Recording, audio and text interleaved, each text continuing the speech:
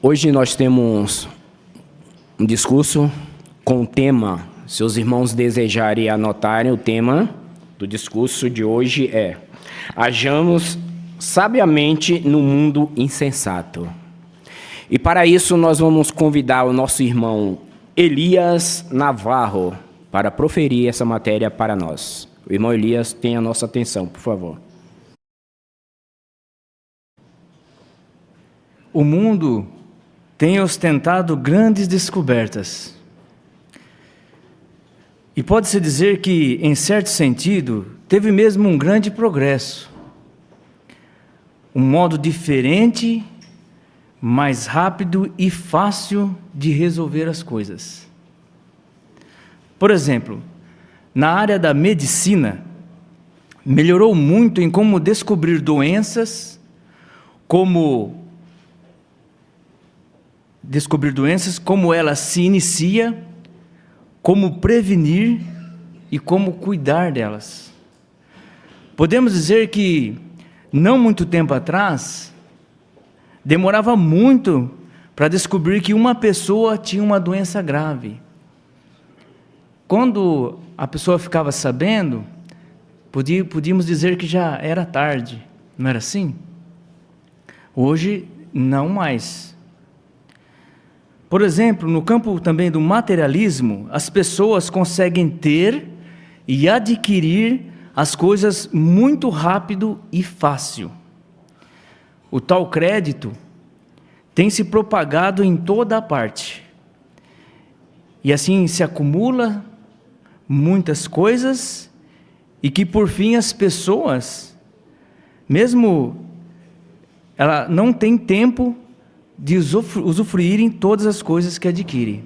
Não é assim? Você já comprou uma coisa que talvez esteja lá no canto sem usar? Por exemplo, uma casa. Você pode comprar sem mesmo ter todo o dinheiro. Algumas décadas atrás, precisava juntar todo o valor para comprar uma casa. Hoje, não mais. Hoje, você tendo crédito, você pode comprar uma casa. Não precisa ter o dinheiro. E a tecnologia?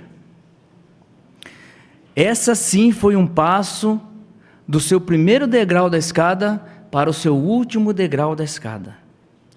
E continua progredindo muito. Por exemplo, o aparelho celular, esse que você carrega todos os dias na sua mão, antigamente se fazia ligações, algumas décadas atrás. Hoje, não mais. Hoje, quando saiu aquele e-mail, a gente ficamos maravilhados, mandar e-mail pelo celular. Você digitava uma carta para uma pessoa, alguma coisa, só digitava lá o botão enviar, já estava do outro lado, independente de onde a pessoa estava. Isso é o mais simples do celular. Quando eu era criança, no meu caso, eu ficava brincando com meus amiguinhos que ele estava em um país e eu estava em outro, no mesmo quintal. Mas nós se conversávamos, mas vendo um outro no mesmo quintal, para poder ouvir a voz. Brincava como se eu estivesse em outro país, mas no mesmo quintal. Mas depois que acabava a brincadeira, nós sabíamos que aquilo era impossível. Uma pessoa em outro país conversar como se estivesse vendo uma imagem dela. Olha, eu estou aqui, estou fazendo isso. Como a gente via alguns filmes do passado. E a gente sabia que aquilo era impossível. Hoje, não mais. Pelo celular, conseguimos interagir com outra pessoa, mesmo estando muito longe. Você consegue resolver coisas falando com as pessoas com esse aparelho. Não importa que lugar do mundo ela esteja. Mas, mesmo tanto feito, esses avanços não têm ajudado muito no que diz respeito à imoralidade, e até mesmo em sentido espiritual. Em vez disso, a humanidade tem dado cada vez mais ênfase e afundado num lamaçal de pessoas más. Guerras, fome, terrorismo, ganância, doenças e o materialismo. E é o que a gente está vendo nos noticiários, né? Isso não para. Isso não é novidade para a palavra de Deus. Note em sua Bíblia, em 2 Timóteo, capítulo 3, por favor,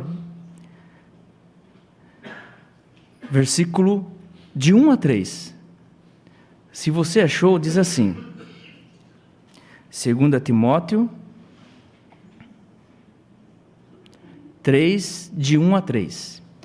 Diz assim: mas saiba que nos últimos dias haverá tempos críticos, difíceis de suportar, pois os homens só amarão a si mesmo, amarão o dinheiro, serão presunçosos, arrogantes, blasfemadores, desobedientes aos pais, ingratos, desleais, desnaturados, não estarão dispostos a acordos, serão caluniadores, sem autodomínio, ferozes, sem amor ao que é bom. Vi umas palavras aí de apóstolo Paulo, como se estivesse lendo um jornal hoje, ou uma notícia do dia a dia. Então, como podemos agir sabiamente em tal ambiente insensato? Lá na sua escola, lá no seu trabalho, com outras pessoas. Como posso agir sabiamente em um ambiente tão insensato que nós vivemos hoje?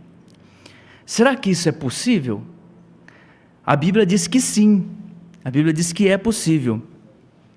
Note em Provérbios capítulo 2, versículo 6, por favor. Provérbios capítulo 2, versículo 6. Diz assim: pois é Jeová quem dá sabedoria, da sua boca procede conhecimento e discernimento. Então vemos aí que a palavra de Deus é sabedoria, né? Ele que dá sabedoria, da boca dele procedem. Eu gosto dessa parte aí que diz, procedem, da sua boca procedem. Então, a sabedoria de Jeová é como se fosse um rio. Então, a palavra procede aí nos dá a entender que é algo que não para. Não para. Então, se você for à beira de um rio, vamos dizer que o rio Nilo, que já existe por milênios. O rio Nilo, ele tem aproximadamente 6.650 quilômetros de comprimento. E sua bacia hidrográfica tem cerca de 3.344.000 quilômetros cúbicos. Bom, talvez a gente nem saiba quanto tempo, mas é muita água. Então, para ilustrar isso aqui e comparar, a palavra de Deus é como se fosse um rio, o rio Nilo, vamos dizer, que tem muita água. Agora, você precisa da água do rio, você precisa levar para a sua casa essa água para cuidar das suas necessidades básicas. E aí você coloca uma bomba lá naquele rio, lá, vamos supor que você está lá no rio Nilo, em volta lá, morando no Egito, e você precisa dessa água. Você coloca uma bomba nesse rio e você precisa puxar a água de lá. Você usando a água desse rio, você acha que este rio secaria? Não, né? Ele não secaria. Mesmo você usando por anos, até como vemos, é um rio que existe há milênios.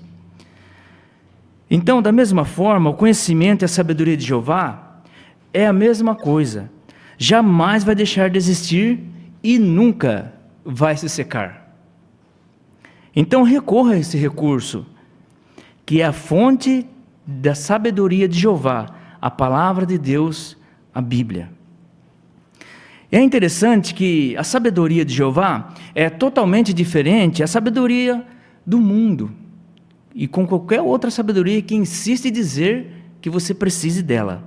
Note em 1 Coríntios, capítulo 3, 1 Coríntios, capítulo 3, versículo 19 e o 20. Diz assim: porque a sabedoria deste mundo é tolice perante Deus, pois está escrito, ele apanha os sábios na sua própria astúcia. E também, Jeová sabe que os raciocínios dos sábios são fúteis. Ler e aplicar a palavra de Deus na nossa vida é sabedoria e também nos beneficia muito. Agir segundo os conselhos da palavra de Deus, conforme diz aqui, é o proceder sábio. Porque a sabedoria do mundo é tolice, conforme a Bíblia diz aqui. E por quê? Nós precisamos perceber que rumo está tomando nossa vida e precisamos agir rápido. Só assim conseguiremos agir sabiamente nesse mundo insensato, apenas se seguirmos esses conselhos, baseado na sua palavra. Para aprender um pouco mais como a gente precisamos saber o que fazer usando a palavra de Deus, vamos ver aqui um apóstolo de Deus, Pedro, o que aconteceu com ele. E podemos dizer assim, por que Pedro chegou a dizer tal coisa? Notem em Mateus, capítulo 16, Mateus, capítulo 16, versículo 21 ao 23. Mateus 16, 21 a 23. Se o irmão quiser colocar a imagem, pode pôr. Diz assim: daquele tempo em diante, Jesus começou a explicar aos seus discípulos que ele tinha de ir a Jerusalém e sofrer muitas coisas da parte dos anciãos, dos principais sacerdotes e dos escribas, e que tinha de ser morto e no terceiro dia ser levantado. Em vista disso, Pedro o levou à parte e começou a censurá-lo, dizendo: tenha compaixão de si mesmo, Senhor, isso de modo algum lhe acontecerá. Mas ele, Jesus, virou as costas para Pedro e lhe disse: para trás de mim, Satanás, você é uma pedra de tropeço para mim, porque não tem os pensamentos de Deus, mas os de homens. Então vimos aí o que aconteceu com Pedro. Uma pessoa que andava com Jesus, comia com Jesus, viu Jesus fazer o milagre. E ele chegou a esse ponto. O que será que aconteceu com Pedro? Talvez Pedro tenha se tornado vítima de uma falha comum no pensamento humano, a de acreditar apenas no que queria acreditar. Como podemos evitar cair nessa armadilha? Nós podemos destacar 3 pontos para não desviar assim como Pedro e agir de modo sábio, não insensato. O primeiro ponto é: não seja confiante demais.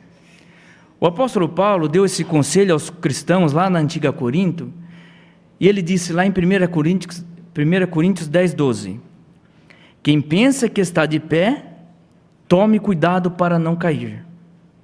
Por que Paulo disse isso? Pelo visto, porque ele sabia como é fácil o pensamento humano desviar. Até mesmo mentes de cristãos maduros, que servem a Jeová por anos, pode se corromper. Então esse era o cuidado que Paulo tinha. O segundo ponto, pensamento carnal. Alguns em Corinto sofreram forte influência de pensamentos carnais. Note que em 1 Coríntios, capítulo 3, versículos 1 a 3. 1 Coríntios, capítulo 3, versículos do 1 a 3. Diz assim, olha: assim, irmãos, não lhes pude falar como a homens espirituais, mas como a homens carnais, como a criancinhas em Cristo. Eu os alimentei com leite, não com alimento sólido, pois vocês ainda não eram fortes o suficiente.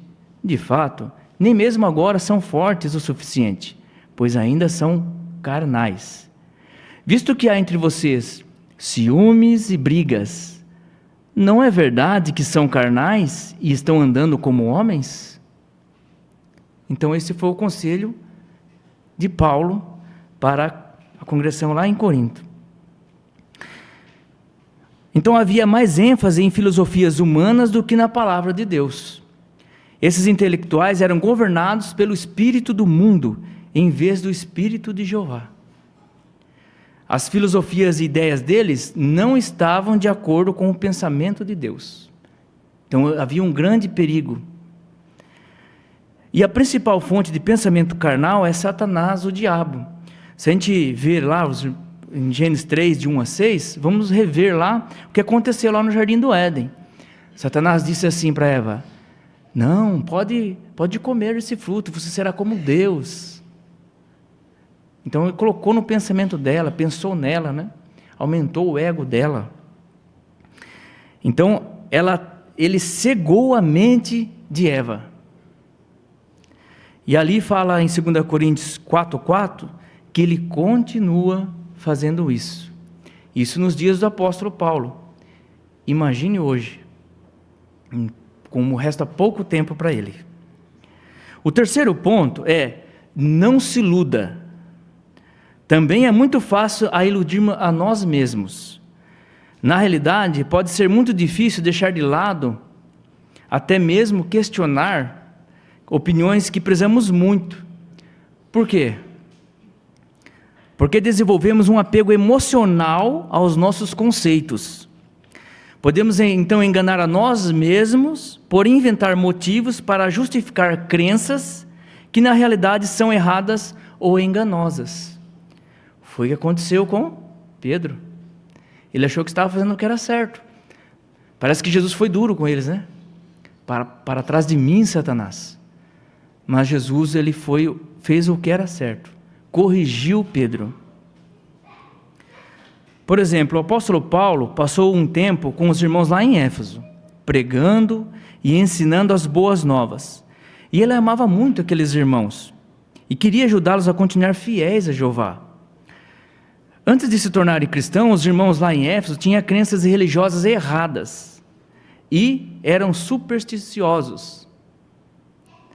As pessoas em Éfeso eram muito imorais e não tinham vergonha do que faziam.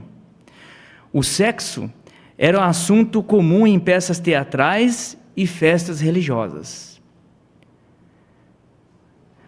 Ali em Éfeso, muitos efésios tinham perdido todo o senso moral, a Bíblia diz.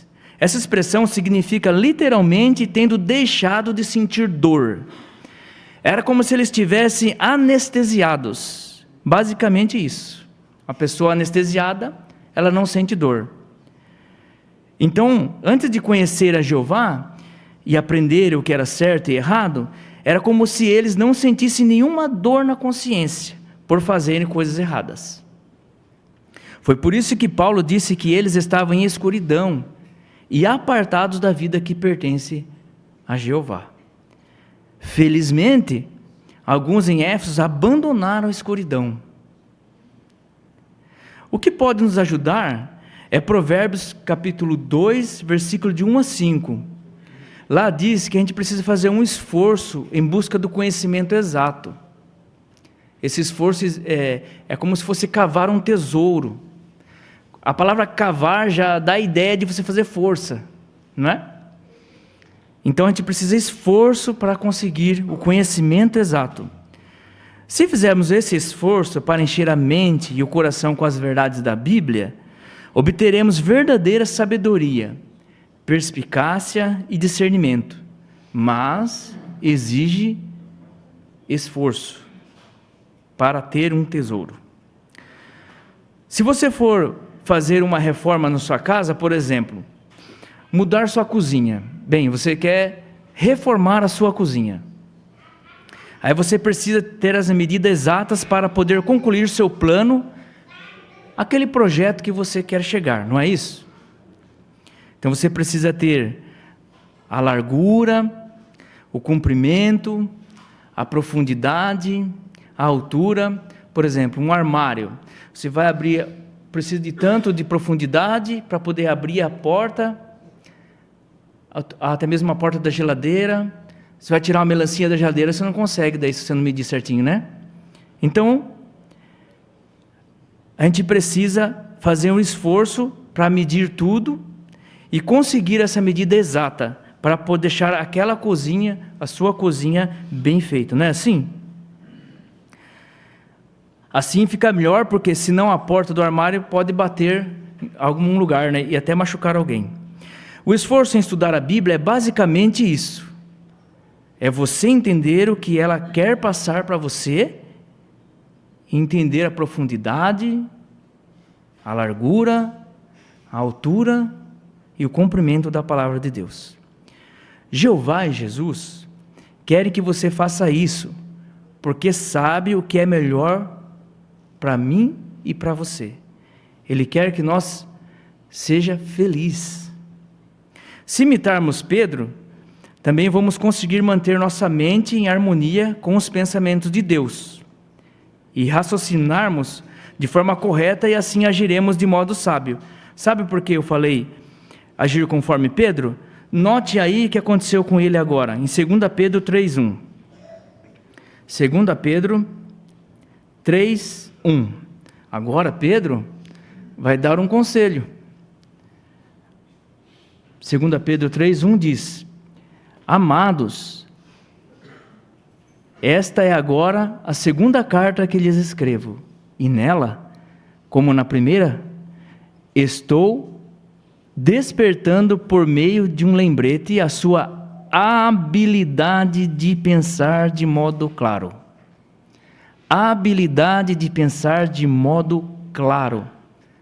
Então, parece que Pedro ele percebeu que não estava tão claro as coisas para ele. Então, parecia que Jesus estava sendo duro com ele. Não, Jesus estava abrindo a luz para ele.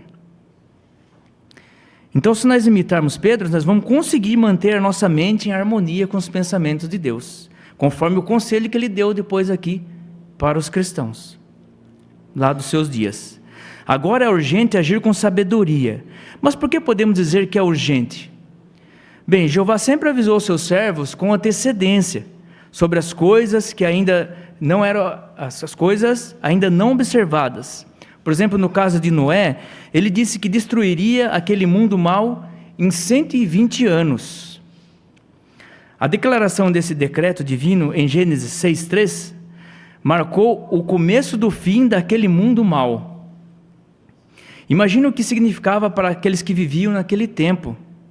Em apenas 120 anos, Jeová traria um dilúvio e acabaria com tudo. Noé recebeu esse aviso décadas de antecedência. E o que fez Noé todo esse tempo? 120 anos. Resposta: ele usou sabiamente o tempo a fim de preparar para a sobrevivência. Paulo, ele disse a respeito de Noé em Hebreus 11:7, que ele foi um pregador da justiça. Que dizer de nós? Já se passaram mais de 100 anos desde que Jesus foi ungido como rei no céu. Nós certamente estamos no tempo do fim. Como devemos agir aos avisos que recebemos? Resposta: agir com sabedoria baseado na palavra de Deus, a Bíblia. Devemos fazer igual Noé, usar bem o nosso tempo. Agora é o tempo para fazer a vontade de Jeová com forte senso de urgência. Nos tempos modernos, milhões de estudantes sinceros da Bíblia aprenderam que o atual sistema está condenado à destruição. A pergunta é: você acredita nisso? Jeová tem dado avisos por intermédio do alimento espiritual provido pelo escravo fiel e prudente. Eu tenho usado bem esse alimento? Como um todo, o povo de Jeová tem gastado seu tempo, energia, recursos em se ocupar em divulgar a mensagem do reino, em vários aspectos da organização.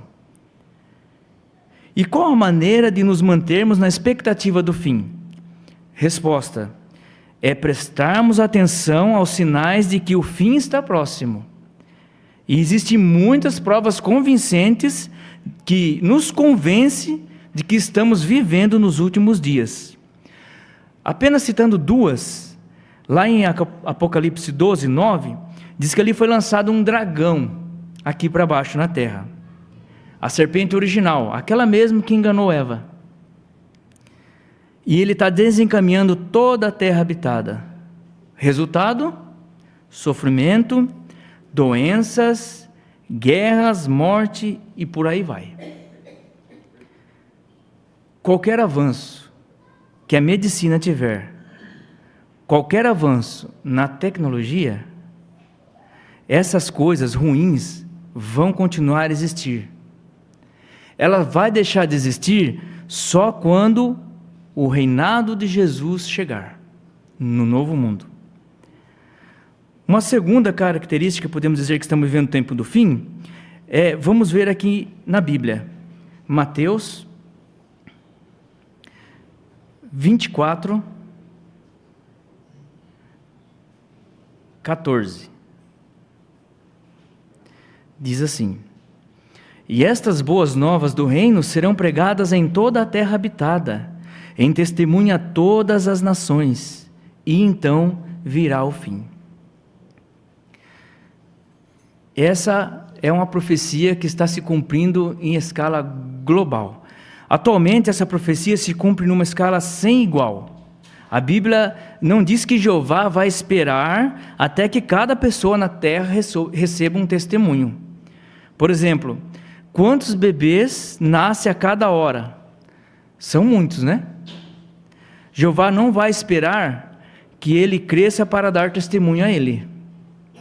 Em vez disso, as boas novas de Deus têm de ser pregadas até o dia que Jeová dizer chega. Aí virá o fim. Então é Jeová que está no controle de tudo. E a pergunta, será que Jeová nos encontrará agindo com sabedoria? 2 Pedro, capítulo 3, versículo de 11 a 14, lá tem uma frase que diz assim: pensem que tipo de pessoas vocês devem ser. Pensem em que tipo de pessoas vocês devem ser. Devem ser pessoas de conduta santa e praticar atos de devoção a Deus. E isso que pede para nós lá, nesses últimos dias. Então, portanto, imite a Noé, imite a Pedro, mudou, ele reorganizou o seu modo de pensar, começou a pensar de um modo mais claro para as coisas de Deus. Aí ele percebeu por que Jesus disse aquilo para ele: para trás de mim. Aqui diz: seja sábio e tome posição do lado de Jeová. Apoie sua soberania e encontre refúgio em seu nome. Leia a Bíblia e medite nela. Mantenha os interesses do reino em primeiro lugar na sua vida. Tenha alvos. Os alvos fazem a gente permanecer firmes para alcançar esses privilégios, em trabalhar mais para Jeová. Jovens, desenvolvem habilidades que o ajudarão a se sustentar no serviço de Jeová. Desenvolva habilidades que vai te ajudar a trabalhar mais para Jeová. Outro ponto, limite o trabalho secular e a recreação. Mantenha um equilíbrio. Continue a rejeitar a maldade. Em todos os aspectos de sua vida, evite características do espírito do mundo como ciúme, briga, orgulho, arrogância e mentira. Esses são o espírito do mundo. Continue a buscar a paz com nossos irmãos, nossos amigos. Se eu tenho um problema com o irmão, se eu sei que ele tem um problema, vou lá conversar com ele, para ter paz e manter a paz. Por temer a Jeová e adquirir sabedoria, evitaremos ser destruídos com esse mundo tolo e insensato. Se fizermos assim, Jeová nos achará agindo de modo sábio e com sensatez. Sem dúvida, somos muito gratos ao nosso Criador Jeová, né? Que Ele é o provisor desse alimento tão precioso para nós. Agradecemos também nosso irmão Elias, que amorosamente transmitiu essa mensagem aqui para todos nós. Somos muito gratos, meu irmão. Assim também agradecemos o silêncio prestado da assistência, né? E a nossa reunião prossegue, né? Com o estudo da Bíblia, com a ajuda da Sentinela. E para isso nós convidamos o nosso irmão Brás para dar sequência à reunião. Sejam todos bem-vindos. Muito bom estarmos aqui juntos para mais uma vez estudarmos a Bíblia através da revista Sentinela. Queremos dar boas-vindas aos irmãos, estudantes, amigos, todos que estão aqui presentes, também aqueles que estão conectados conosco via Zoom. E para nós iniciarmos essa reunião de forma alegre e preparar o nosso coração, gostaríamos de convidar os presentes, aqueles que puderem ficar em pé, para juntos nós entoarmos um cântico de louvor. O cântico é o número 103. Os anciãos são um presente de Jeová, baseado em Efésios 4:8. Vamos cantar todos juntos.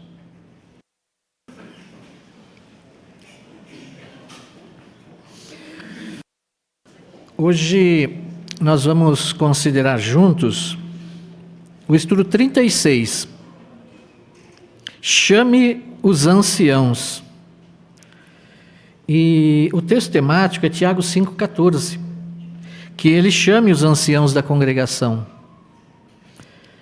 Como nós acabamos de cantar, né? O tema desse cântico, os anciãos são um presente de Jeová. E é realmente assim, né? Nós somos ovelhas de Jeová. E os anciãos cuidam de nós, né? Como ovelhas. Então, nós somos muito gratos por Jeová nos dar esses queridos e amorosos irmãos que cuidam de nós em momentos de dificuldade, nos dão conselhos, nos ajudam a trilhar no caminho certo. E o estudo de hoje vai nos ajudar nesse sentido. O objetivo desse estudo é ver por que é importante pedir aos anciãos, pedir ajuda aos anciãos quando você precisar. Então nós vamos considerar 3 pontos aqui. Quando, por quê e como. Quando devemos chamar os anciãos, por que devemos chamar os anciãos e como os anciãos nos ajudam. Nós vamos entender isso nesse estudo de hoje. Todos estão convidados a participar com seus comentários, fiquem à vontade para expressar a preparação que os irmãos fizeram. Temos certeza que vai nos ajudar muito a compreender ainda melhor essa matéria.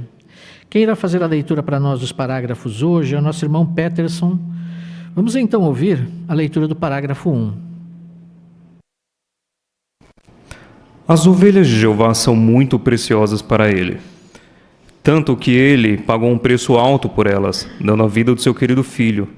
Ele também designou anciãos para cuidar delas. Jeová quer que suas ovelhas sejam tratadas com amor. Seguindo a liderança de Jesus, os anciãos encorajam os irmãos e os protegem contra perigos em sentido espiritual. A pergunta do parágrafo 1. Como sabemos que as ovelhas de Jeová são preciosas para ele? Irmã Simone?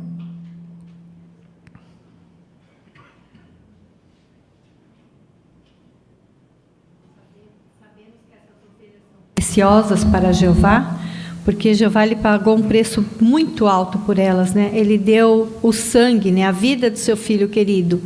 Então, tanto deu a vida do seu filho querido, como também designou anciãos para cuidar dessas ovelhas neste rebanho.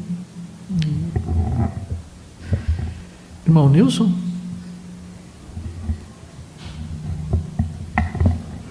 E é bem destacado essas qualidades que eles têm para cuidar bem das ovelhas, conforme mostra Isaías 32, 1 e 2. Destaca-se aqui que, na verdade, eles são um abrigo contra o vento, esconderijo contra o temporal, numa terra árida. De fato, quando estão em perigo ou estão sentindo desanimados ou desanimadas, as ovelhas, elas podem recorrer porque Jeová é que preparou eles para ser exatamente o tipo de pessoa que tem as qualidades que vai conseguir ajudá-los. Isso mesmo. Irmão Siqueira?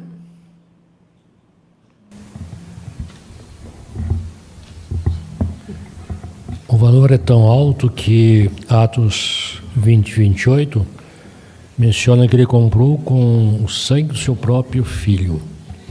Então, diante disso, o mesmo texto menciona que ele designou os anciãos com o seu Espírito Santo para que esses cuidassem dessas ovelhas. Isso. Obrigado, irmão Siqueira. Vamos à leitura do parágrafo 2. Jeová se preocupa muito com todas as suas ovelhas, mas ele dá uma atenção especial àquelas que estão passando por alguma dificuldade em sentido espiritual. Alguns podem estar sofrendo por causa de erros que cometeram, e Jeová usa os anciãos para ajudá-los. Mas Jeová quer que a gente tome a iniciativa e busque ajuda quando precisarmos. Em momentos assim, além de orar de todo o coração pedindo a ajuda de Deus, nós também precisamos pedir a ajuda dos pastores e instrutores na congregação. Antes da pergunta, vamos abrir nossas Bíblias no livro de Ezequiel, capítulo 34, versículos 15 e 16. Ezequiel 34, 15 e 16.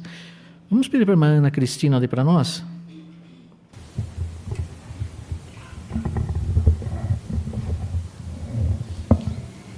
Eu mesmo cuidarei das minhas ovelhas e eu mesmo os farei deitar-se, diz o soberano Senhor Jeová. Procurarei a perdida, trarei de volta a desgarrada, enfaixarei a que estiver ferida e fortalecerei a fraca, mas eliminarei a gorda e a forte. Destas eu cuidarei com julgamento. Obrigado, irmã, pela leitura. De acordo com Ezequiel 34, 15 e 16, a quem Jeová dá uma atenção especial? Vamos ouvir primeiro lá a jovenzinha Antonella.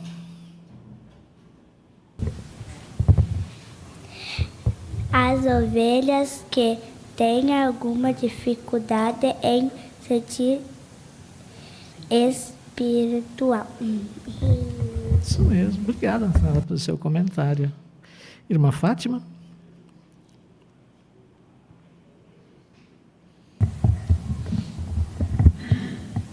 Em especial em sentido espiritual que Ezequiel está falando. Ele fala, por exemplo, sobre a ovelha que está perdida, que está ferida, que está fraca. Então, Jeová se preocupa principalmente com esse tipo de ovelha para que ela seja resgatada em sentido espiritual. Isso, muito bem, obrigado, irmão. Bom, Lucas? E percebemos que é um arranjo muito amoroso de Jeová, né? Esse texto lido já mostra o grande amor que Jeová tem pelas ovelhas. E o texto de Efésios 4, 11 e 12 mostra que outra função dos anciãos é reajustar aquelas ovelhas que estão adoentadas, né? Reajustamento dos santos para a obra ministerial, para edificar o corpo de Cristo. Então, a ovelha, quando é reajustada, ela passa a ser produtiva, ela passa a ter alegria, ela vem com mais vigor, né? Ela anda com mais vigor, e isso colabora para todo o arranjo funcione bem. Então podemos ver que Jeová é extremamente amoroso, ele quer o bem-estar de todas, e especialmente aquelas que estão cambaleando. Obrigado, irmão Lucas. Vamos à leitura do parágrafo 3. Neste estudo, vamos aprender como Jeová usa os anciãos para dar ajuda espiritual àqueles que precisam. Vamos ver as respostas às seguintes perguntas. Quando devemos pedir a ajuda dos anciãos? Por que devemos fazer isso? Como eles nos ajudam? Mesmo que agora sua amizade com Jeová esteja forte, essas respostas podem ajudar todos nós a aumentar nossa gratidão pela forma como Jeová usa os anciãos, e elas podem um dia salvar nossa vida. Porque este estudo vai ser bom para todos nós. Irmã Luciana?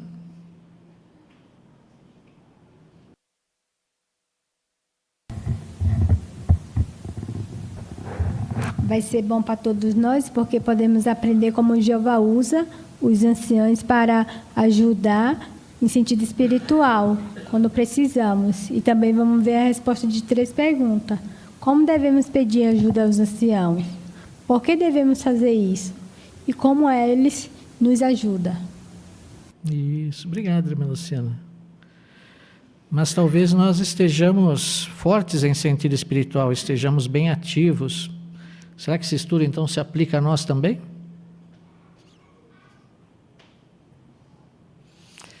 A irmã que nos visita?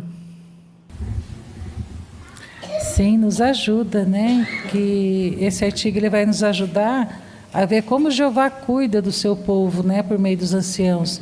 Também vamos ver quando e por que devemos pedir ajuda a Ele e como eles nos fortalecem espiritualmente. E isso vai aumentar a nossa gratidão a Jeová e fortalecer a nossa fé em momentos difíceis. Então é para todos nós, né? Isso mesmo. Obrigado, irmã. Vamos então à primeira pergunta. Quando devemos chamar os anciãos? Parágrafo 4. O discípulo Tiago explicou como Jeová usa os anciãos para nos ajudar. Tiago escreveu: alguém doente entre vocês? Que ele chame os anciãos da congregação. O contexto mostra que Tiago está falando de uma doença espiritual. Um dos motivos é que a pessoa doente é incentivada a chamar os anciãos, e não o médico. Além disso, sabemos que se refere a uma doença espiritual porque a cura pode envolver o perdão de pecados. Em alguns sentidos, os passos para tratar uma doença espiritual e uma doença física são parecidos.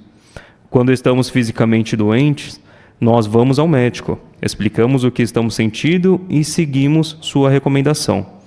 Da mesma forma, quando estamos espiritualmente doentes, nós devemos conversar com o ancião, contar a nossa situação e agir de acordo com o conselho bíblico que recebemos.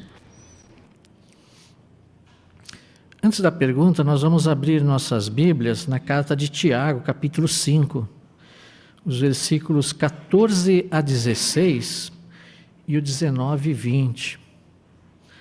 14 e 16 e o 19 e 20. Vamos pedir para a nossa irmã Ivanúzia ler para nós?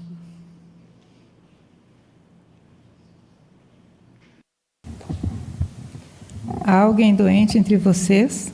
Que ele chame os anciãos da congregação e que eles orem por ele, colocando óleo nele em nome de Jeová.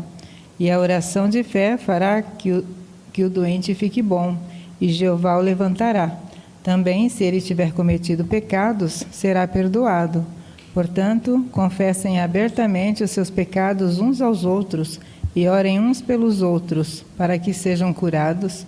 A súplica do justo tem um efeito poderoso. 19 e 20 também? Meus irmãos, se alguém entre vocês for desencaminhado da verdade e outro o fizer voltar, saibam que quem faz um pecador voltar do seu caminho errado o salvará da morte e cobrirá uma multidão de pecados. Obrigado, irmã, pela leitura. Como sabemos que Tiago 5, 14 ao 16 e 19 e 20 está falando sobre uma doença espiritual? E aí os irmãos podem comentar também a imagem. Irmã Lerce?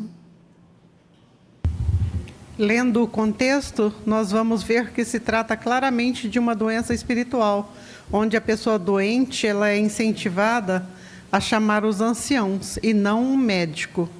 E também nós vimos que a cura ali ela pode envolver o perdão de pecados, por isso não se trata de uma doença física. Obrigado, irmã. Irmão Gustavo? O parágrafo também nos mostra que há uma similaridade entre o tratamento necessário para uma doença física e para uma doença espiritual. Então, quando uma pessoa está doente fisicamente, ela vai ao médico, explica os sintomas que ela tem e segue então a recomendação do médico. Em sentido espiritual acontece da mesma forma. Então, quando a pessoa está doente em sentido espiritual, ela precisa conversar com o ancião, contar a situação e agir de acordo com o conselho bíblico que ela recebeu. Isso, muito bem. E está de acordo com essa imagem, nessas duas imagens que nós temos aí. Elas nos ajudam a entender esse ponto. Quem gostaria de comentar, Mãe Mary? Então, na primeira aí, nós vemos, então, a pessoa ela foi procurar um médico e ela também está mostrando aí o ombro dela. Então, no caso ali, a doença dele é uma doença física. Do outro lado, nós vemos um irmão que tá aí mostrando, né, que procurou um ancião e deve estar contando os problemas dele ali para o ancião. E o que nós vemos aí é que eles estão assim numa praça, num banco, descontraído, conversando. Mas ele foi em busca de ajuda da cura espiritual. Obrigado, irmão. Obrigado pelo seu comentário também. Irmão Siqueira?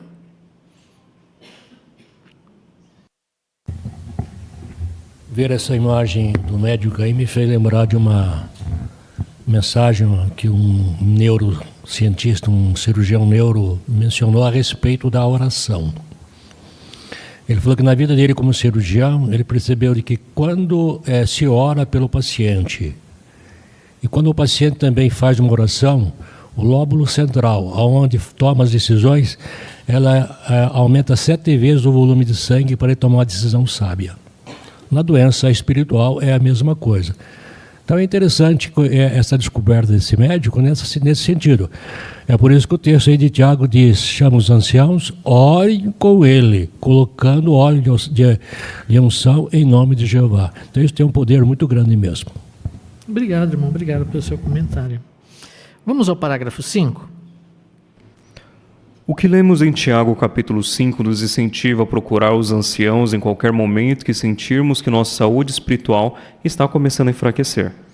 E é ainda mais sábio procurar ajuda antes de causarmos algum dano grave à nossa amizade com Jeová. Precisamos ser honestos com a gente mesmo. A Bíblia nos avisa que, se não tomarmos cuidado, podemos acabar nos enganando, achando que estamos bem espiritualmente quando na verdade não estamos. Alguns dos primeiros cristãos em Sardes cometeram esse erro. Por isso, Jesus deu um aviso a eles sobre sua espiritualidade. Uma maneira de fazer um check-up da nossa saúde espiritual é por comparar o entusiasmo que temos agora servindo a Jeová com o de antes. Podemos nos perguntar: será que minha empolgação de ler a Bíblia e meditar nela diminuiu? Será que estou faltando algumas reuniões e, quando assisto, não estou tão bem preparado? Será que o meu zelo na pregação já não é mais o mesmo de antes? Será que agora estou concentrando meu tempo e meus pensamentos em diversão, hobbies ou dinheiro? Se a resposta a uma dessas perguntas for sim, isso pode indicar alguma fraqueza que provavelmente vai piorar se não for tratada. Se for difícil tratar essa fraqueza por conta própria, ou se já fizemos algo que sabemos que Jeová não aprova, devemos procurar os anciãos e pedir ajuda.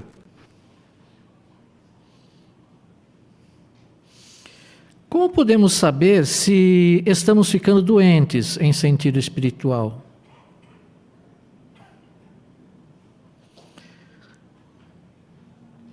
Irmão Miguel? Primeiramente, por sermos honestos com nós mesmos, né? Então, isso é necessário, porque se nós não tomarmos o cuidado, nós podemos até nos enganar, achando que estamos bem espiritualmente, mas não estamos. Isso já se deu com uma congregação no passado, a congregação de Sardes, né? Ela cometeu esse erro e Jesus não aprovou aquela conduta dela. Então, fazer hoje, ser honesto, fazer um autoexame, isso vai nos ajudar, aquele chamado, né, um check-up, por assim dizer. Nós podemos nos perguntar: será que a minha alegria, a minha empolgação em ler a Bíblia, meditar nas coisas espirituais, está igual como quando eu iniciei ou diminuiu? Se nós chegarmos à conclusão que algumas perguntas dessa que nós vimos no parágrafo, nós estamos faltando com algumas coisas, às vezes não dando tanta importância até mesmo nas reuniões, não estarmos tão bem preparados nas reuniões, então nós temos que agir logo, né? Isso. Irmão Israel?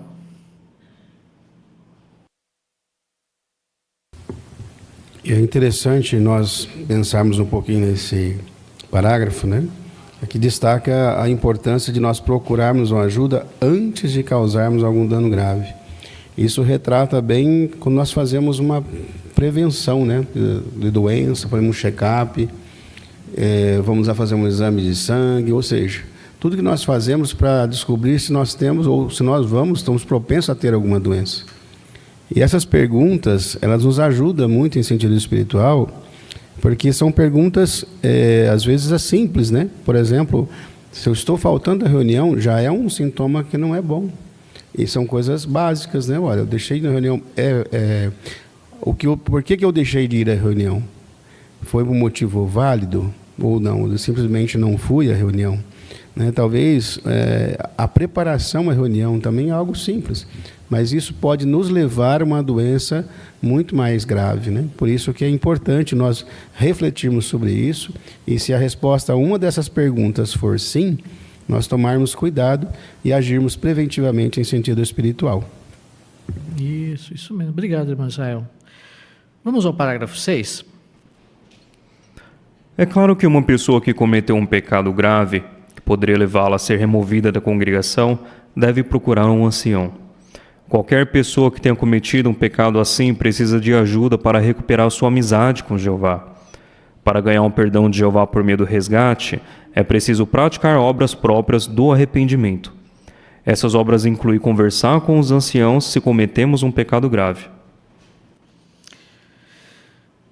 O que uma pessoa que cometeu um pecado grave deve fazer? Irmã Débora? Deve falar para os anciãos, para receber ajuda. Agora, também não é qualquer coisa que a pessoa vai ficar falando com os anciãos. Tem que ser pecado grave. Isso, obrigado, irmã. Obrigado pelo seu comentário. Buscar a ajuda dos anciãos, né? Isso é muito importante. É isso que vai nos proteger, né? Vamos ao parágrafo 7. Os anciãos não ajudam apenas aqueles que cometeram um pecado grave, mas também ajudam aqueles que estão fracos espiritualmente. Por exemplo, talvez você esteja preocupado achando que está perdendo sua luta contra desejos errados. Essa luta pode ser ainda maior se, antes de aprender a verdade, você usava drogas, via pornografia ou levava uma vida imoral. Mas você não precisa enfrentar isso sozinho. Você pode conversar com um ancião com quem você se sinta à vontade. Ele vai te ouvir, dar conselhos úteis e garantir que Jeová está feliz por você não ceder aos desejos errados. Talvez você fique desanimado por causa dessa luta constante. Mas os anciãos podem ajudar você a ver que buscar ajuda é um sinal que você leva a sério sua amizade com Jeová e que não é autoconfiante. Quem também precisa da ajuda dos anciãos?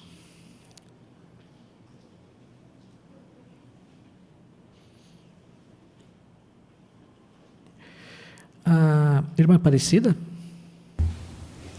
Mesmo que não pecou gravemente, mas se sente espiritualmente fraco, precisa de ajuda. Pode ser alguém lutando contra desejos errados ou hábitos antigos. Os anciãos ouvem com paciência e lembram que Jeová continua aprovando quem luta para fazer o que é certo. Eles nos fortalecem com textos bíblicos e oração, mostrando que o esforço para agradar a Deus tem valor. Esse apoio pode ser a diferença entre desistir e continuar firme. Jeová realmente usa esses pastores para nos sustentar nos momentos mais difíceis. Obrigado, irmã Aparecida. O que nos lembra as palavras de Eclesiastes, capítulo 4, versículo 12?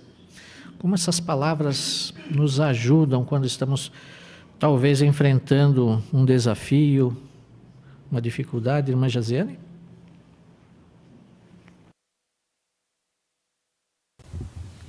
Lá fala sobre alguém vencer sozinho ou resistir a um agressor, né? Mas um tríplice cordão, ele não pode ser rompido. Então, trazendo isso para o nosso lado espiritual, não precisa a pessoa ficar lutando sozinha. Ela pode pedir ajuda dos anciãos, porque eles vão dar conselhos úteis, né? Que pode fazer com que ela se sinta feliz e assim ver a aprovação de Jeová. Isso. O ancião vai ajudá-la nessa luta, né? Muito bem. Vamos ao parágrafo 8. Nós não precisamos procurar os anciãos toda vez que cometemos algum erro. Por exemplo, imagine que você ofendeu um irmão ou até perdeu a cabeça ao lidar com ele. Em vez de logo procurar um ancião, você poderia primeiro aplicar o conselho de Jesus e fazer as pazes. Você pode fazer pesquisas sobre brandura, paciência e autodomínio para conseguir mostrar essas qualidades em outras situações no futuro. Mas é claro que, se não der para resolver o problema, você pode pedir ajuda a um ancião. Na carta aos Filipenses, o apóstolo Paulo pediu que o irmão ajudasse Evódia e Sintique a resolver o desentendimento entre elas. Da mesma forma, um ancião da congregação pode dar a você esse tipo de ajuda. Será que precisamos falar com os anciãos sobre cada erro que cometemos? Explique. Gabriel?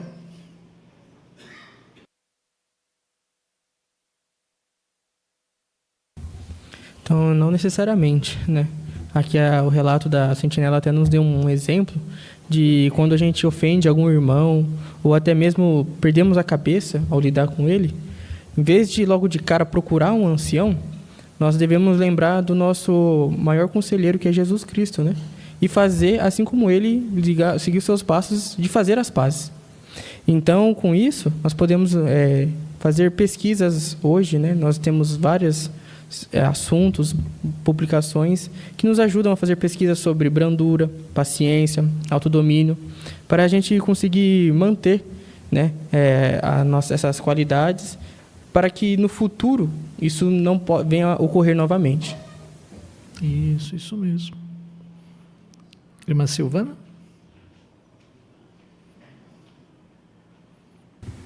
Embora a gente tenha princípios bíblicos, a pesquisa, como dito, às vezes só isso não é o suficiente para resolver um problema. Não é falta de vontade, é que às vezes a gente não consegue mesmo. Então, nesse caso, é bem interessante pedir ajuda de anciãos. Como diz Filipenses 4, 2 e 3, havia necessidade de ajudar as irmãs Evódia e Sintique a resolver o desentendimento. E na carta, ele fala, né, para os anciãos da congregação de Filipenses, que persistem em ajudar essas mulheres, que se esforçaram lado a lado comigo pelas boas novas. Ou seja, precisava sim da ajuda dos anciãos para ajudar elas. Isso mesmo. A maioria dos problemas de relacionamento podem ser resolvidos, né, aplicando os conselhos de Mateus 5, 23 e 24, né? A maioria pode. Agora, se mesmo aplicando esses conselhos ainda não for resolvido, aí então deve-se buscar a ajuda dos anciãos, né? Aí os anciãos podem ajudar a que se resolva essa situação, né? Então, conforme nós consideramos nesses parágrafos até aqui, quando é que nós precisamos buscar a ajuda dos anciãos? Quando nós devemos buscar a ajuda dos anciãos? Conforme nós consideramos nesses parágrafos.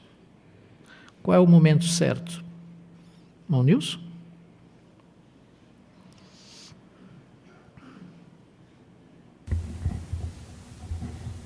Ele não tentar fazer sozinho, né? Quando está precisando de ajuda e tem o ancião à nossa disposição, por assim dizer, né? De fato é um anjo de Jeová, um anjo maravilhoso que vai fortalecer a nossa determinação de poder corrigir aquela situação em que se encontra. Isso, exatamente. Irmã Juliana? Também pode-se buscar a ajuda dos anciãos quando uma pessoa cometeu um pecado grave e ela queira contar isso para os anciãos, ela precisa, né, para resolver sua situação com Jeová. Também outra situação é caso ela sinta que esteja perdendo a sua luta contra desejos errados. E um terceiro caso, como mostrou no último parágrafo, é caso um problema com algum irmão não tenha sido possível ser resolvido sem ajuda. Isso mesmo. E conforme nós vimos naquele parágrafo, naquela palavrinha grifada lá, antes, né? Antes que o problema destrua a nossa relação com Jeová, né? Então não queremos que nossa relação fique prejudicada. Agora nós vamos à segunda pergunta. Por que devemos chamar os anciãos? Parágrafo 9. É preciso fé e coragem para pedir ajuda quando cometemos um pecado grave ou quando achamos que estamos perdendo a luta contra uma fraqueza. Não devemos permitir que a vergonha nos impeça de falar com os anciãos. Por que não? porque é isso que Jeová quer que a gente faça. Então, quando procuramos os anciãos, mostramos que confiamos na maneira de Jeová cuidar da nossa espiritualidade e que obedecemos a Ele. Também reconhecemos que precisamos da ajuda de Jeová para não cair e para continuar fazendo o que é certo. E se tivermos cometido um pecado, vamos receber a misericórdia de Jeová se contarmos para os anciãos o que fizemos e pararmos de fazer o que é errado. Antes da pergunta, quem gostaria de ler para nós Provérbios 28, 13? Vamos pedir para o irmão Nelson ler para nós.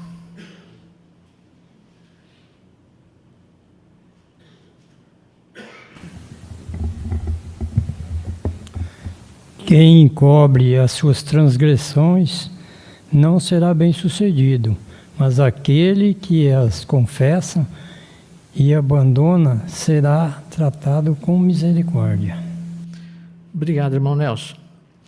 Por que não devemos permitir que a vergonha nos impeça de falar com os anciãos? A irmã aqui, esposa do Elias. Porque é o que Jeová quer que a gente faça, né? Então, procurar os anciãos é a maneira que nós estamos mostrando que confiamos em Jeová, né? Na maneira dele cuidar de nós e da nossa espiritualidade. E também uma forma que nós mostramos que estamos reconhecendo, né? Que nós precisamos realmente da ajuda de Jeová para não cair no erro novamente. Isso, obrigado, irmã. Obrigado pelo seu comentário também. Irmão Mateus? Então isso realmente não é fácil, né? A pessoa sente mesmo uma vergonha, mas contar isso aos anciões demonstra que a pessoa tem fé e coragem. E de acordo com o que nós lemos em Provérbios capítulo 28, 13, fazer isso é um dos passos para Jeová perdoar a gente. Porque quando a gente conta ali, Jeová automaticamente ele vai ter misericórdia. É isso que nós queremos fazer, né? Obrigado, irmão Mateus. Vamos ao parágrafo 10. Quando procuramos a ajuda dos anciãos, podemos ganhar o perdão de Jeová e recuperar nossa amizade com Ele. Mas, se tentarmos esconder nossos pecados, podemos acabar piorando a nossa situação. Quando o rei Davi tentou esconder seus pecados, ele sofreu em sentido espiritual, emocional e até mesmo físico. Assim como uma doença física, uma doença espiritual costuma piorar se não cuidarmos dela. Sabendo disso, Jeová nos convida a resolver as questões com Ele usando o meio que Ele estabeleceu para recuperarmos nossa saúde espiritual. O que pode acontecer se tentarmos esconder nossos pecados? A irmã Vanessa, na sala B.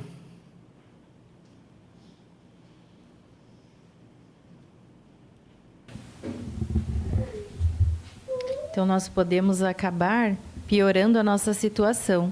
E quando o rei Davi tentou esconder os seus pecados, ele sofreu em sentido espiritual e emocional e até mesmo físico. Isso. Obrigado, irmão. Irmã Daniela?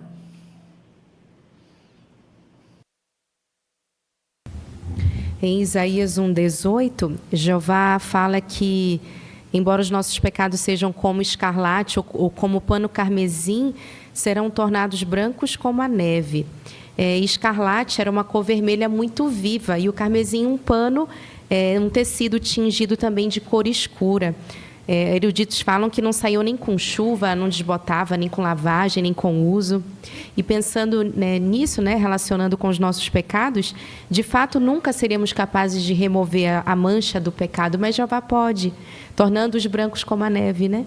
Então, quando Ele faz isso, nós não precisamos levar a mancha do pecado pelo resto da vida. Isso mesmo. Para isso, nós precisamos buscar a ajuda de Jeová, né? Confessar a Ele os nossos pecados, né? Muito bem. Vamos ao parágrafo 11. Se escondemos um pecado grave que nós cometemos, podemos afetar outras pessoas também. Podemos impedir o fluxo do Espírito Santo para toda a congregação e colocar em risco a paz dos nossos irmãos e irmãs. Da mesma forma, se sabemos que alguém na congregação cometeu um pecado grave e escondemos o erro dessa pessoa, nós somos tão culpados quanto ela. Então, Devemos dizer para essa pessoa que ela precisa contar para os anciãos o que fez. Se ela não fizer isso depois de um tempo razoável, nosso amor e lealdade a Jeová vão nos motivar a procurar os anciãos e falar a verdade. Assim, fazemos nossa parte para manter a congregação pura e ajudamos a pessoa que pecou a recuperar sua amizade com Jeová. Como podemos acabar afetando outros se escondermos um pecado grave? Lucas Rafael? Então, se escondermos um pecado grave que nós cometemos, nós podemos impedir o fluxo de Espírito Santo para toda a congregação e colocar em risco a paz de nossos irmãos e irmãs. Então, o parágrafo destacou o quão grave é esconder um pecado, é não conversar com os anciãos, podendo afetar até mesmo toda a congregação por causa desse erro. E também o parágrafo destacou que se a gente sabe que uma pessoa cometeu um pecado grave e nós não conversamos com ela, né, e posteriormente falamos ao ancião, em Levítico 5:1 diz que você também vai estar cometendo um pecado tão grave quanto de quem cometeu esse pecado. Isso mesmo, obrigado, irmão. Irmã Joelma? O livro de Efésios 4:30 diz que é possível entristecer o Espírito Santo de Deus. Como assim? Quando nós vamos contra o que Jeová nos ensina, nós estamos indo contra o Espírito Santo dele, porque esses conselhos são fruto do Espírito de Jeová. Então, estamos entristecendo a Jeová e seu Espírito. E aí, a questão do fluxo do Espírito Santo é tão séria que isso pode trazer desunião na congregação. A nossa vida pode também sofrer, nossa vida pessoal. E, infelizmente, Satanás ia ficar contente com o fluxo do Espírito Santo interrompido. Por quê? Porque qualquer coisa que perturbe a paz e rompa a união da congregação vai afetar no que é mais importante para Jeová, a obra de pregação. Então, sabendo disso tudo, por mais que doa, é importante procurarmos os anciãos. Isso mesmo, mas daí nós pensamos bem, mas aquele irmão lá é meu melhor amigo, ou minha melhor amiga, e ele vai se acertar, ele vai mudar, ele não vai fazer mais isso, não vou falar nada. E aí? Essas palavras de Levítico 5:1 nos lembram o que então? Irmã Marina?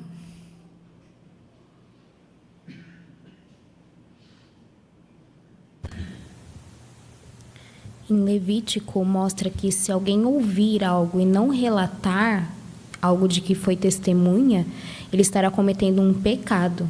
Então, se a pessoa sabe, né, que alguém cometeu um erro e não conta, ela é tão culpado quanto a pessoa que cometeu o erro. Por isso é importante dar um tempo para a pessoa, né, orientá-la para que ela confesse o seu erro, dar um tempo, mas se a pessoa não o fizer, nós, no caso, que sabemos, deveremos fazer. Isso mesmo. Bom, Renato? E além disso, aqui temos dois motivos. O primeiro é que nós queremos fazer a nossa parte para manter a pureza da congregação. E o segundo, queremos ajudar essa pessoa para que ela caia em si e recupere sua amizade com Jeová. Isso é muito importante, né? É a maneira de nós ajudarmos nossos irmãos, né? Como os anciãos nos ajudam? Vamos ver? Parágrafo 12. A Bíblia diz para os anciãos ajudarem os que estão fracos em sentido espiritual. Se você fez algo que prejudicou sua amizade com Jeová, eles talvez façam perguntas para puxar para fora o que você está pensando e sentindo. Você pode ajudar os anciãos por falar abertamente sobre o problema, mesmo que isso não seja fácil para você por causa da sua cultura, personalidade ou vergonha do que aconteceu. Não fique com medo se as coisas que você disser parecerem palavras impensadas. Os anciãos não vão sair tirando conclusões precipitadas sobre o que você disse. Em vez disso, eles vão ouvir atentamente e fazer o melhor para enxergar o quadro completo antes de dar qualquer conselho. Eles sabem que cuidar de uma ovelha leva tempo e que talvez não consigam dar toda a ajuda necessária apenas em uma única conversa. Como os anciãos ajudam os que estão fracos em sentido espiritual?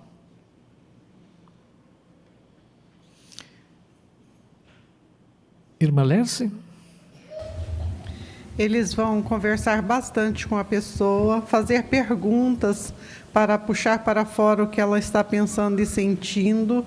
Muitas vezes não é fácil para a pessoa se expressar por causa da sua cultura ou muita vergonha do que aconteceu, mas uma coisa elas podem ter certeza, que os anciãos eles não vão tirar conclusões precipitadas e não vão mencionar também o assunto.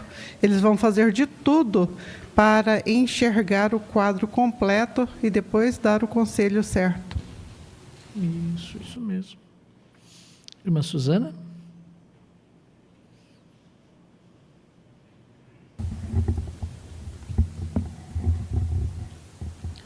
O texto de 1 Tessalonicenses 5,14, ela fala sobre consolar, ou seja, em vez de orientar os tessalonicenses a advertir ou a aconselhar com firmeza os deprimidos, Paulo lhe pede que eles os consolem. O mesmo texto, em destaque, fala também sobre a paciência, que passa a ideia de perseverar com tranquilidade e demorar para ficar irritado. Então, essas características que Jeová e Jesus mostram constantemente ao lidar com os humanos. O mesmo verbo grego também aparece em 2 Pedro 3,9. O uso desse verbo na ilustração de Jesus e no texto de 2 Pedro indica que ser paciente inclui ser perdoador e também misericordioso. Obrigado, irmã Suzana, pela sua pesquisa também. Então, nós entendemos que os anciãos eles vão se esforçar em ajudar aquela ovelha que talvez esteja doente em sentido espiritual, né? Provérbios 18:13 ali dá o motivo do porquê talvez essa ajuda possa levar um bom tempo. Talvez não vai ser apenas uma conversa, uma visita, mas vai levar talvez várias visitas, várias conversas. Por quê? Irmão Nilson?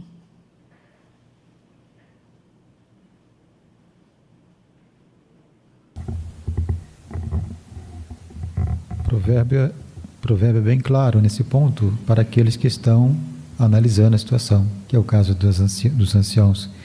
Se eles respondem antes de ouvir os fatos, é uma tolice da parte dele e vai causar mais danos ainda. Aí talvez coisas impensadas, ou estava achando que era aquilo, quando na verdade não era. Então não pode agir dessa forma, seria desamoroso para com a ovelha. Então por isso que os anciãos se preparam muito bem, na atualidade, muito melhor do que anos atrás. Isso mesmo. Obrigado. Irmão Miguel? Também Provérbios capítulo 20, versículo 5, diz que os pensamentos do coração de um homem são como águas profundas, mas o homem de discernimento os puxa para fora. Ou seja, nós sabemos o trabalho que se dá para tirar água de um poço profundo, né? Você tem que, no mínimo, preparar uma corda, um balde, ou uma carretilha, ou, se for mais moderno, ter uma bomba, né, com a mangueira que você possa tirar. Mas exige tempo para isso, trabalho para isso. Ou seja, por isso que os anciãos vão esperar, conversar várias vezes, para ver o que tem no coração, águas profundas, né? Então não é tirar conclusão na primeira vez que ouviu, né? Isso mesmo. Irmão Assahara? E também 1 Tessalonicenses 5,14 diz que amparar os fracos. Amparar significa exigir ação contínua, ou seja, exige tempo. E Provérbios 18:13 também nos ensina, é importante saber quadro completo, ou seja, exige tempo também. Então, nós não devemos precipitadamente tomar decisões para a pessoa que precisa de ajuda. Isso mesmo. Obrigado, irmão Assahara. E nós vamos ver mais então como que os anciãos prestam essa ajuda, né? Parágrafo 13. Os anciãos não vão fazer você se sentir ainda pior pelo que aconteceu. Em vez disso, eles vão orar por você. Pode ser que você se surpreenda com o efeito poderoso que as orações deles podem ter. A ajuda deles também inclui colocar óleo em você em nome de Jeová. Esse óleo se refere à verdade da palavra de Deus. Os anciãos vão usar textos bíblicos que vão acalmar e consolar você e que também vão te ajudar a recuperar sua amizade com Jeová. Os conselhos bíblicos dos anciãos podem dar a você a força necessária para continuar fazendo o que é certo. Por meio desses pastores, você vai ouvir a voz de Jeová dizendo: "Este é o caminho, ande nele." Como as orações dos anciãos e seus conselhos baseados na Bíblia podem nos ajudar? E nós temos uma imagem também que você pode usar em seu comentário.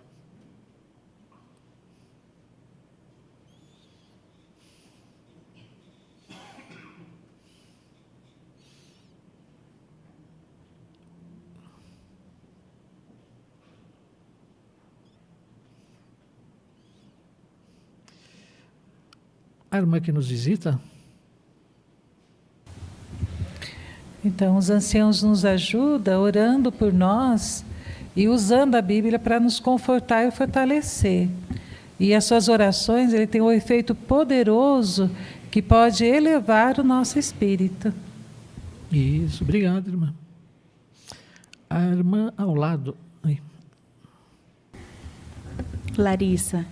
E na imagem nós podemos ver isso, né? Que após o paciente ele falar ali o que ele estava sentindo, né? E o médico ouvir ele soube ali ao certo, né? O que ele fazer para tirar as dores físicas, né? Do paciente. E da mesma maneira no sentido espiritual. Os anciãos, eles nos escutam, oram por nós e nos dão conselhos bíblicos que servirão ali de ajuda, né? Naquele momento. Isso, obrigado. Irmão Lucas. E é interessante, né, a fisionomia daquela pessoa que estava doente, melhorou bastante. Agora ele já está alegre, ele recuperou a alegria. Então, realmente, quando nós deixamos tanto um médico cuidar de nós, ou um ancião cuidar ali de nós, com certeza vai ser para o melhor. A pessoa vai recuperar a alegria, ele vai começar com mais íntimo as suas atividades. Então vai ser muito benéfico. Obrigado, irmão. Irmã Joelma? E depois disso, depois das orações, os anciãos vão colocar óleo na pessoa. E esse óleo vem da palavra de Deus. Hoje em dia, muitos de nós, com alguns sintomas, entramos no Google, por exemplo, e pesquisamos o que achamos ser nossa doença. Aí chegamos no médico desesperados, achando que temos uma doença terminal. Aí ele acalma: não é nada disso, olha, a solução é fácil. Os anciãos também agem assim. Às vezes a gente chega desesperado, ou como Davi, não consegue dormir, não tem paz. Os anciãos vão usar a palavra de Jeová para acalmar, assim como um óleo acalma a pele, eles vão nos acalmar, vão nos consolar. E o mais importante, né, vão tirar a gente de uma situação terminal que a gente achava, mas nós vamos voltar, como Isaías 57:18 diz, a ser guiados por Jeová, curados por Ele e receber consolo. Isso mesmo. Obrigado, irmão. Então, queremos sempre buscar a ajuda dos anciãos, né? Assim como buscamos a ajuda de um médico quando estamos doentes, né?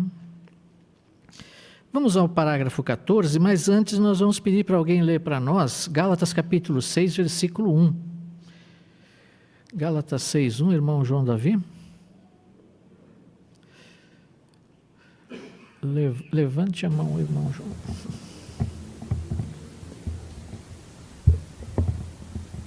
Irmãos, mesmo que um homem sem perceber dê um passo em falso, você que tem qualificações espirituais, tente reajustar esse homem no espírito de brandura, mas olhe cada um para si mesmo, para que não seja tentado também. Obrigado, irmão João. Vamos ouvir a leitura do parágrafo 14. O cristão que dá um passo em falso não está andando de acordo com os padrões justos de Jeová. O passo em falso pode se referir a uma decisão errada ou a um pecado grave. Os anciãos cristãos, motivados por amor, tentam reajustar esse homem num espírito de brandura. A palavra grega traduzida como reajustar também pode se referir a colocar um osso de volta no lugar para que ele possa se recuperar do dano sofrido. Assim como o médico habilidoso se esforça para colocar um osso no lugar causando o mínimo de dor possível ao paciente, os anciãos fazem o seu melhor para curar a doença espiritual de uma pessoa sem causar mais dor a ela. A Bíblia também orienta os anciãos a olhar cada um para si mesmo. Ao ajudar alguém a andar no caminho correto, os anciãos sempre reconhecem que eles mesmos são imperfeitos e cometem erros. Eles não se acham superiores ou melhores que os outros. Muito pelo contrário, eles se esforçam para ser humildes e compreensivos. De acordo com Gálatas 6:1, como os anciãos ajudam quem dá um passo em falso? E nós podemos voltar novamente àquela imagem que nós já consideramos. Irmão Benfica? O passo em falso, aquele se refere a uma decisão errada da pessoa, ou ela chegar a cometer um pecado grave, né? Aí fala que os anciãos motivados por amor, eles tentam reajustar. Aí dá uma explicação da palavra reajustar, que pode se referir a colocar um osso de volta no lugar. Uma pessoa, quando desloca um braço ou um ombro, ela sente muita dor, ela fica aflita, né? E se ela não for procurar um médico, aquilo vai piorando cada vez mais. Quando ela chega no médico, ele reajusta o ombro dela ou o braço dela para que ela possa minimizando a dor. E aos poucos vai se curando. Então, quando uma pessoa comete um pecado grave ou toma uma decisão errada, a consciência dela vai causar dor. Ela vai ficar aflita também. Se ela não procurar um ancião para conversar, para reajustar a paz dela com Jeová, a situação vai ficar cada vez pior. Ela vai desanimar e pode não vir mais nas reuniões. Então, os anciãos, com muito amor, com espírito de brandura, eles vão fazer com que as pessoas ela reate a paz com Jeová. E ela passa a ser assim, curada espiritualmente, ela passa a fazer o que é certo. Entendeu? E isso é muito amoroso da parte de Jeová, ter os anciões para cuidar das ovelhas. Isso mesmo. Muito bem. O irmão que nos visita?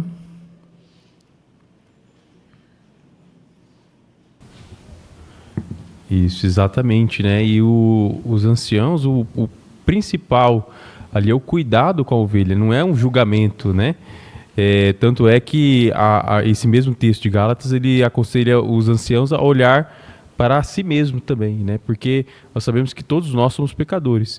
Então isso mostra que os anciãos eles devem reconhecer que eles são imperfeitos e não se acharem superiores ou melhores que os outros, né? Lembrarem também que todos somos falhos, né? Então, para tratar essa pessoa, né, que talvez cometeu um pecado grave, com empatia, com brandura, né, com amor, para que ela possa se recuperar e voltar a servir a Jeová de forma sadia.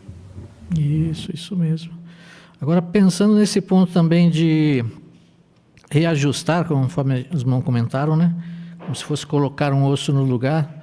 Aqueles que já deslocaram um braço ou alguma outra parte, sabem que para voltar no lugar também não é tão simples assim, né? Às vezes vai causar uma certa dor, né? Isso nos mostra o que também? Que os anciãos, mesmo sabendo que talvez esse reajuste vai causar uma certa dor, o que os anciãos se esforçam para fazer? Irmão Siqueira? Então, os anciãos não acham que são superiores, né? Ele tem o poder na mão. Eles vão levar em consideração que os erros podem acontecer. Todos nós somos imperfeitos, somos sujeitos a erros. Agora o ancião vai esforçar de ser o mais humilde possível e o mais compreensível possível. Isso mesmo. Irmão Elias?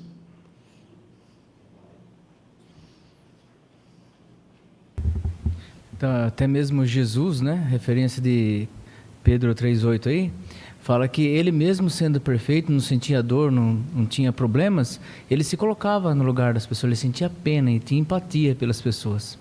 Então nós, quando olha para nós mesmos, os anciãos, eles devem pensar assim, né? Ali diz que, por ouvir pacientemente, quando outros abrem o coração e expressam o que sente, podemos nos perguntar, como eu me sentiria se estivesse no lugar dessa pessoa? Isso mesmo, exatamente. Obrigado. Irmão Davi? Até o parágrafo fez referência, assim como o médico habilidoso se esforça para colocar um osso no lugar, causando o mínimo de dor possível ao paciente, os anciãos também fazem o seu melhor para curar a doença espiritual de uma pessoa sem causar mais dor a ela ainda, demonstrando de fato um amor genuíno. Isso mesmo. Vamos ao parágrafo 15. Nós podemos confiar nos anciãos. Eles aprenderam na palavra de Deus a não contar nossos assuntos pessoais a outras pessoas, a basear seus conselhos na Bíblia em vez de em suas próprias opiniões e a continuar nos ajudando a carregar nossos fardos. Os anciãos são diferentes uns dos outros. Cada um tem suas qualidades e alguns têm mais experiência do que outros. Mas nós podemos ficar à vontade para falar com qualquer um deles. É claro que nós não vamos sair pedindo conselho para todos os anciãos, esperando achar um que nos diga o que queremos ouvir. Fazer isso seria como procurar coscas nos ouvidos, em vez de procurar um ensinamento sadio da palavra de Deus. Antes de nos dar um conselho, um ancião talvez nos pergunte se já falamos com outros anciãos e que conselhos eles nos deram. Além disso, por ser modesto, pode ser que ele consulte outro ancião sobre o assunto. O que podemos fazer se tivermos um problema? Irmã Edna?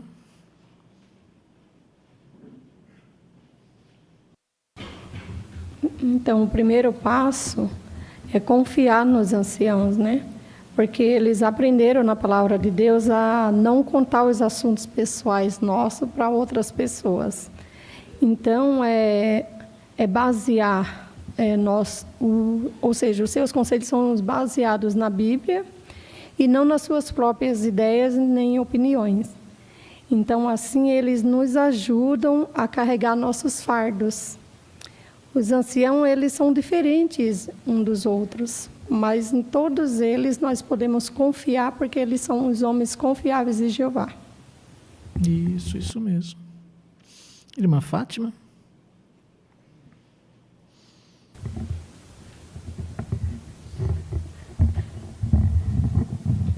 Eu achei interessante o alerta que o parágrafo dá, de não ficarmos indo de ancião em ancião pedindo conselho para que o que nós queremos ouvir seja dito por um deles, né?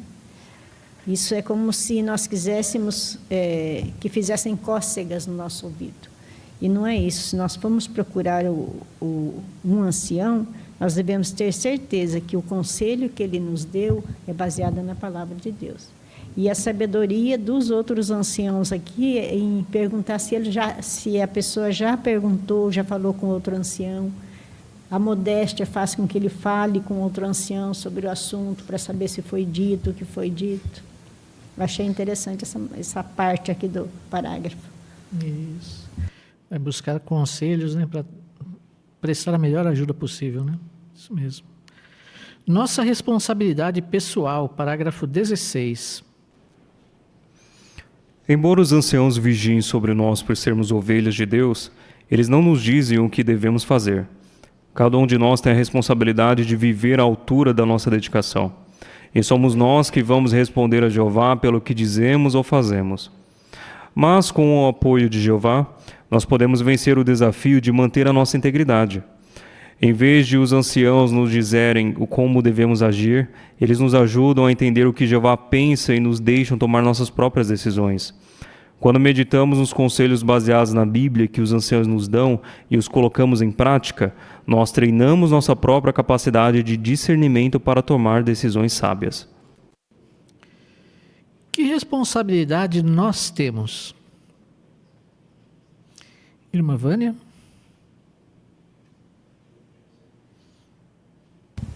Capacidade de usar o seu próprio discernimento. O que os anciãos vão fazer? Vai ajudar ao servo dele, de Jeová, a usar a sua faculdade de treinada pela Bíblia e a viver de acordo com a sua responsabilidade perante a sua dedicação a Jeová. Mas cada um vai tomar a sua própria decisão baseado na sua consciência treinada. Os anciãos, eles não vão dar a resposta para a pessoa o que deve ou não fazer, mas vai ajudar essa pessoa a raciocinar, a tomar a sua própria decisão como um cristão maduro. Isso mesmo. Isso vai ser bom para nós, né? No futuro nós podemos entender isso, vai ser bom para tomarmos decisões quando também nos confrontarmos com outras situações, né? Vamos ao parágrafo 17. É um grande privilégio ser uma ovelha de Jeová. Jeová enviou o bom pastor, Jesus, para pagar o resgate por nós e nos dar a oportunidade de ter vida eterna. Além disso, Jeová nos deu os anciãos para cuidar de nós, assim como ele prometeu. Vou dar-lhes pastores que ajam de acordo com a minha vontade, e eles os alimentarão com conhecimento e entendimento. Quando estamos fracos ou doentes em sentido espiritual, devemos pedir a ajuda dos anciãos sem pensar duas vezes. Que todos nós estejamos determinados a aproveitar esse presente que são os anciãos. Obrigado, irmão Peterson, pela leitura que nos fez aqui. Agradecemos muito em nome da congregação pela ajuda que nos deu. Qual deve ser nossa determinação?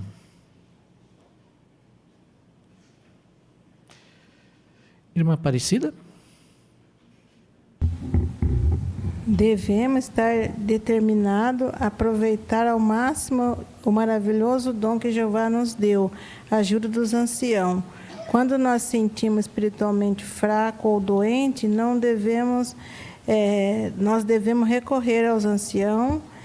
Ele foi confirmado por Jeová e designado para nos guiar, fortalecer, alimentar com conhecimento e entendimento. Isso mesmo. Obrigado. Agora nós temos 3 perguntas de recapitulação. O que você responderia? Quando devemos chamar os anciãos? Irmã Renata?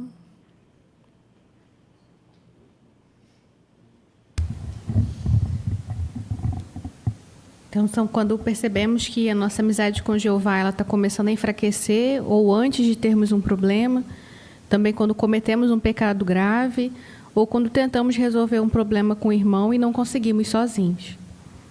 Obrigado, irmã. Por que devemos chamar os anciãos?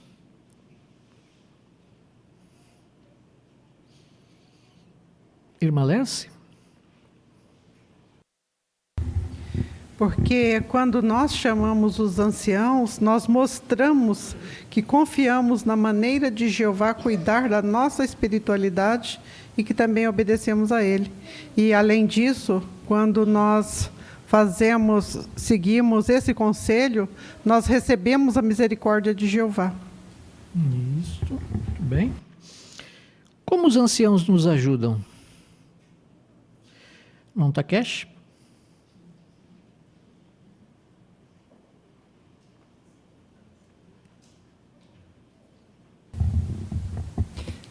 Os anciãos oram junto com os irmãos e também colocam óleo no sentido de usar a Bíblia corretamente para que acalme as pessoas, os irmãos e recuperar o relacionamento com Jeová. Isso mesmo. Obrigado, irmão Takeshi. Assim nós vimos que Jeová nos deu uma grande dádiva, um grande presente, que são os anciãos, que cuidam de nós com amor, com carinho. Todos nós somos ovelhas de Jeová, inclusive os anciãos, né?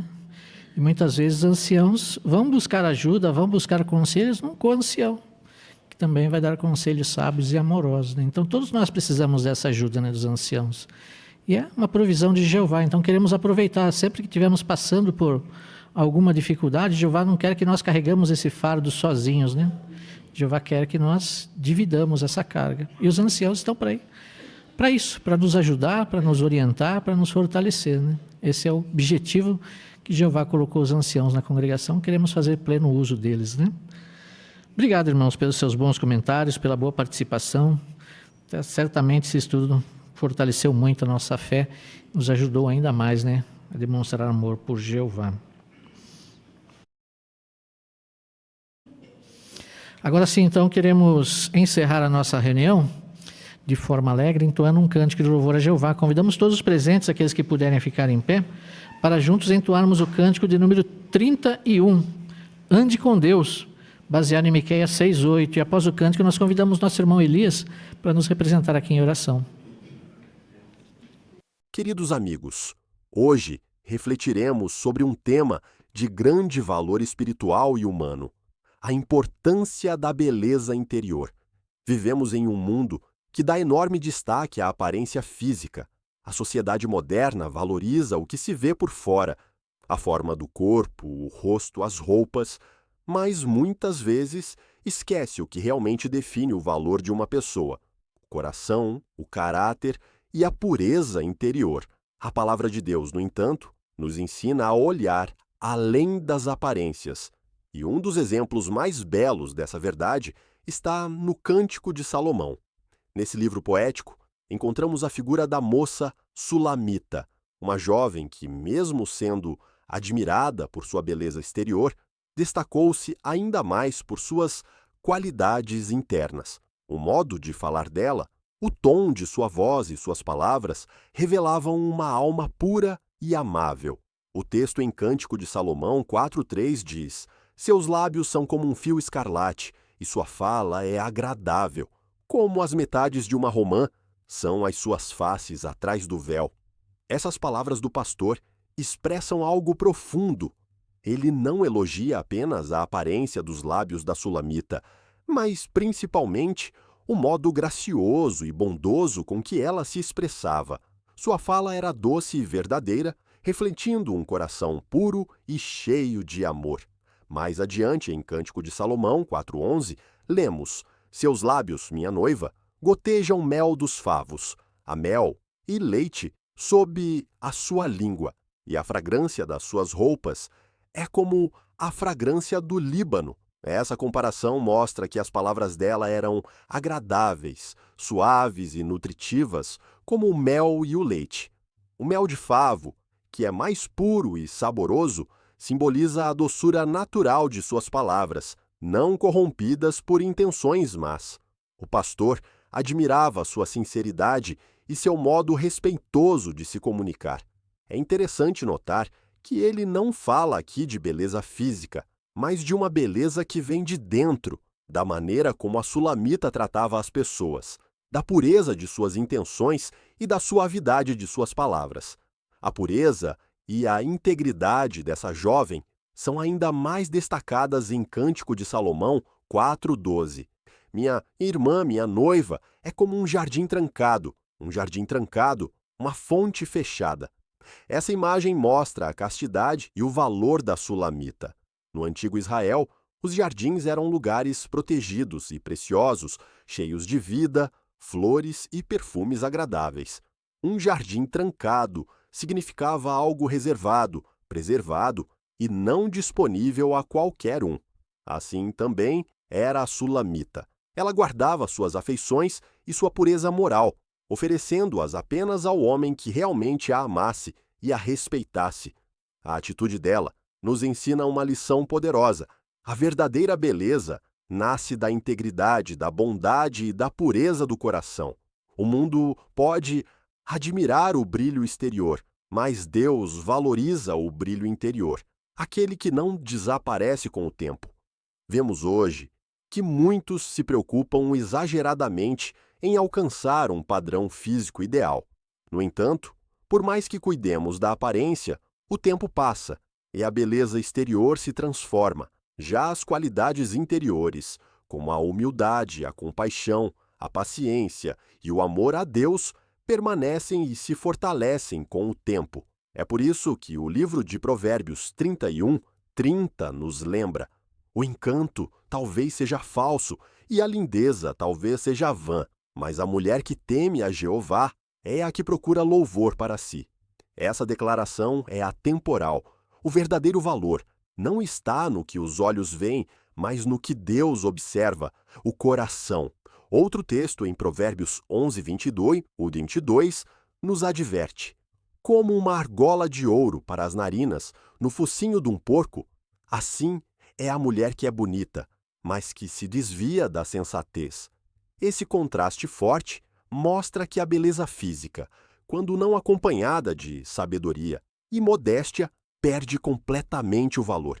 É a atitude, o comportamento e a fé que dão dignidade à pessoa. Podemos ilustrar esse princípio com exemplos reais. Georgina, casada há quase 10 anos, disse: "Sempre me senti atraída ao meu marido por causa de sua honestidade e sinceridade. Ele é um homem que se preocupa em agradar a Deus. Sua bondade e atenção fazem com que eu me sinta amada e valorizada. Ela não mencionou beleza física, mas qualidades do coração: honestidade, sinceridade e amor a Deus. Ser bonito por dentro é mais importante do que ser bonito por fora. Todos nós podemos desenvolver essa beleza verdadeira.